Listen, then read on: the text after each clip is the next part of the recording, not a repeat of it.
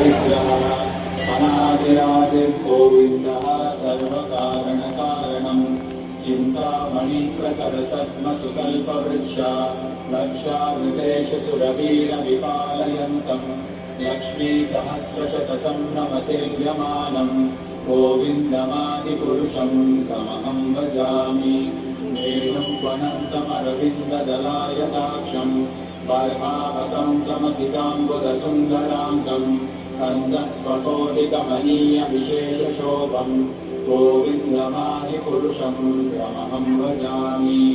आलोलचन्द्रकलसद्वनमाल्यवंशी रत्नाङ्गदं प्रणयकेलिकलाविलासं श्यामं त्रिमङ्गललितं नियतप्रकाशं भजामि अद्वैतमच्युतमनादिं यच्छक्तिरस्ति जगदण्डचयायदन्तः अण्डान्तरस्थपरमाणुचयान्तरस्थं गोविन्द विग्रहः अनादिरादिर्गोविन्दः सर्वकारणकारणम् चिन्तामणिप्रकरसद्मसुकल्पवृक्षा लक्षावृतेषु सुरवीरविपालयन्तम् लक्ष्मीसहस्रशतसंभ्रमसेव्यमानम् गोविन्दमादिपुरुषं तमहं भजामि वेणुं त्वनन्तमरविन्ददलायताक्षम् बर्हावतं समसिताम्बुदसुन्दराङ्गम् कन्दर्पकोटिकमनीयविशेषशोभम् गोविन्दमादिपुरुषं तमहं भजामि आलोलचन्द्रकलसद्वनमाल्यवंशी रत्नाङ्गदं प्रणयकेलिकलाविलासं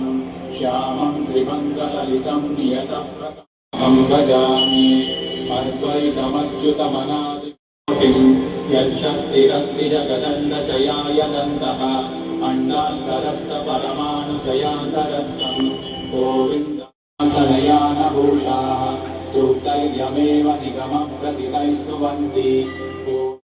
सुन्दरमचिन्त्य गुणस्वरूपं गोविन्दमादिपुरुषं तमहं भजामि